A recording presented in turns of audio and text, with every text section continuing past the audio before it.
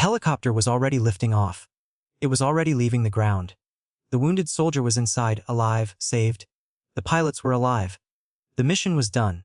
Everything that needed to happen had happened. All Christopher Celiz had to do right now in this one final moment was one single thing. Grab the landing skid. Grab it. Hold on. The helicopter was right there. His teammates were screaming at him to grab it. The pilots could see him standing there. They could come back down. They could take him. He was right there. And Christopher Celiz looked up at that helicopter, at his teammates screaming from inside it, at the pilots who wanted desperately to come back for him, and he did something that will stop your heart completely when you understand what it means. He waved them away. He was shot. He was dying. He knew it. And he looked at that helicopter carrying his wounded brother, and he waved it away.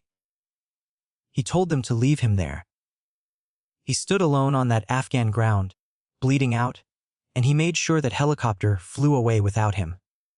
Because inside it was a man whose life he had just spent everything he had to save, and Christopher Celiz was not going to risk that man's life one more second by making that come back down into enemy fire, just to pick up someone who had already decided, long before this moment, exactly what kind of soldier he was going to be. He was 32 years old. He had a wife he had loved since high school. He had an 8-year-old daughter whose photograph he carried everywhere. He had a custom van he was fixing up at home so his family could road trip across America together. And he stood there on that mountainside in Afghanistan, and he waved the helicopter away, and he let himself fall. His name was Sergeant First Class Christopher Andrew Celiz, United States Army Ranger, and this is his story. He was born on January 12, 1986, in Summerville, South Carolina, a small town of about 27,000 people tucked into the low country of the state, about 30 miles northwest of Charleston.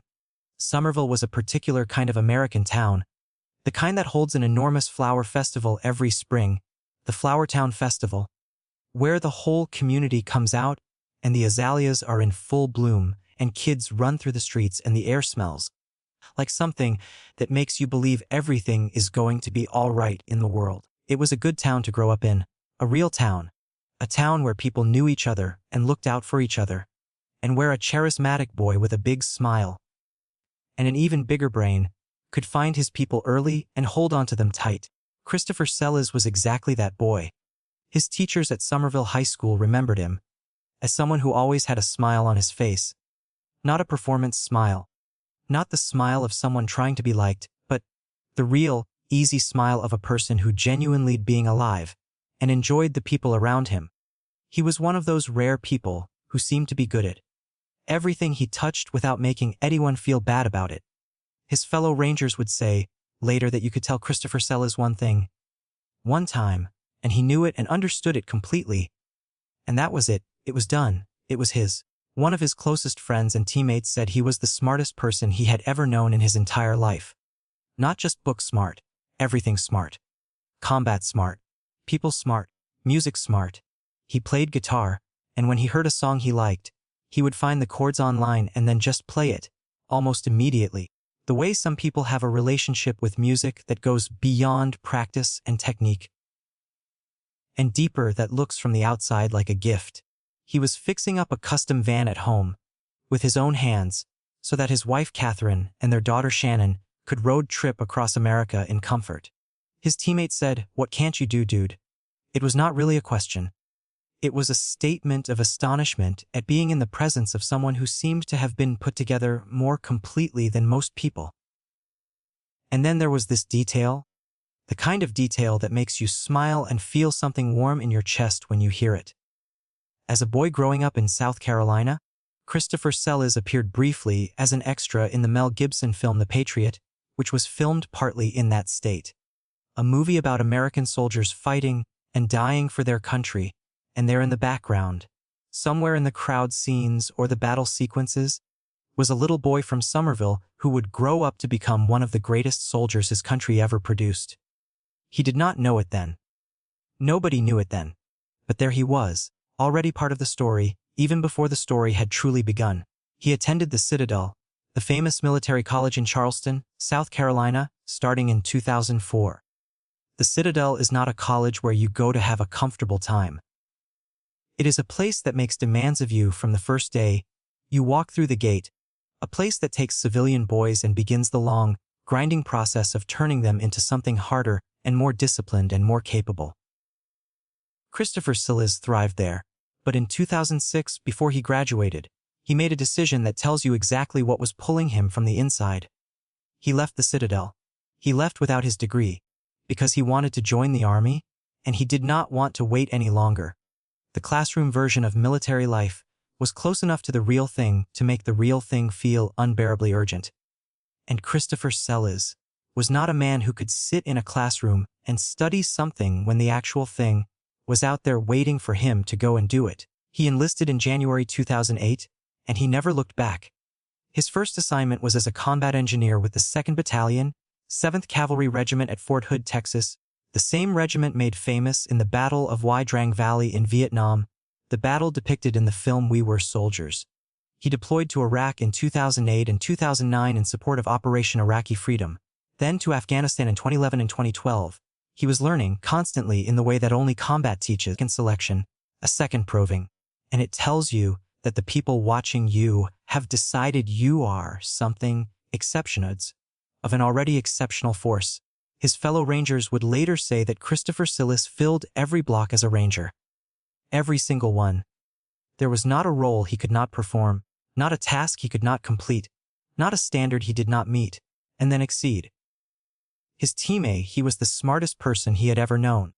And in a regiment full of the sharpest soldiers in the American military, that is saying something that takes your breath away. When you sit with it long enough, he and Catherine had been together since high school. The kind of love story that starts young and grows stronger instead of weaker. That survives the separations and the deployments and the weight of a military life and comes out on the other side more solid than anything that started later and easier ever gets to be. Their daughter Shannon was 8 years old in the summer of 2018. 8 years old, which means she was old enough to understand that her father was someone special, old enough to feel the particular pride that a child feels when the world looks at her parent the way the world looked at Christopher Celiz, and young enough that losing him would leave a shape in her life that would never fully close. There is a photograph that exists of Christopher Celiz running physical training with Shannon on his back. Not beside him. On his back. He completed more than a mile that day with his daughter on his back. That photograph tells you who he was as a father, the same way every other thing about him tells you who he was as a soldier. Completely present, completely committed, giving everything to whoever needed it. By July of 2018, Christopher Celiz was on his 5th deployment. 5. Most people who deploy once come back changed. Twice, and the weight is real and permanent. 5 deployments means you have given a decade of your life to places most people will never see, doing things most people will never do, carrying losses and responsibilities that do not leave you when you come home. His unit was in Paksha province, in eastern Afghanistan, conducting special operations with CIA partners and Afghan commandos in the secret, grinding, daily war that most Americans barely knew was still happening 6 years after the surge had supposedly ended. They were based at a compound in Coast, small mud-walled buildings in the middle of nowhere, and the insurgents would fire harassing mortar rounds at them regularly, just to let them know they were there, just to remind them that the enemy was always watching, just to keep the pressure on. Christopher Celiz had been under that pressure before. He knew what it felt like. He knew how to live inside it without it breaking him.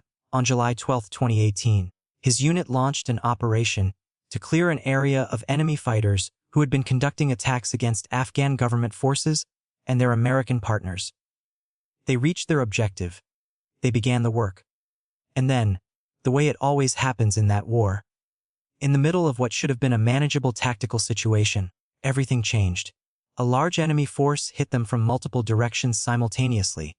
Machine guns and small arms fire pinned them down, cut off their ability to maneuver, turned the open ground around them into something that could kill you if you moved.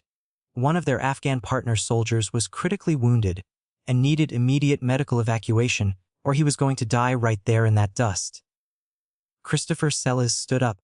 In the middle of all of that incoming fire, he stood up and exposed himself completely and moved through it to get to a heavy weapons system that his team needed. He retrieved that weapon. He brought it back. He laid down fire that gave his team the space they needed to pick up their wounded partner and move him to a position where a medical evacuation helicopter could reach them. He was not ordered to do this. He was not following a directive. He saw what needed to happen, and he made his body the instrument of it, placing himself in the line of fire repeatedly, because the alternative was to stay in cover while his people died, and that was simply not something Christopher Celiz was capable of doing. The medevac helicopter arrived, and then the helicopter came under fire too. The landing zone was hot, the enemy shooting directly at the aircraft, at the pilots, at the crew, at the wounded man being loaded. Christopher Celiz made himself a wall between the enemy and that helicopter. He moved to one side of it, laying down fire. Then he repositioned to another angle, drawing the enemy's aim toward himself and away from the aircraft and its crew. His team loaded the wounded partner. His team moved back to cover, and then they looked back and Christopher Celiz was still at the helicopter. Still alone. Still firing. Still repositioning himself to cover every angle the enemy could use to shoot into that aircraft. He placed himself directly between the cockpit and the enemy, directly between the pilots and the bullets. The helicopter lifted off, and as it rose, bullets hit Christopher Celiz and he fell. He was alive. He was on the ground, gravely wounded, and the helicopter was rising, but it was close enough to come back for him. The pilots saw him fall. His teammates were screaming. The helicopter could descend again. It would take seconds. It was right there. And Christopher Celiz, lying on that Afghan ground, bleeding from wounds that would kill him, looked up at that helicopter and he waved it away.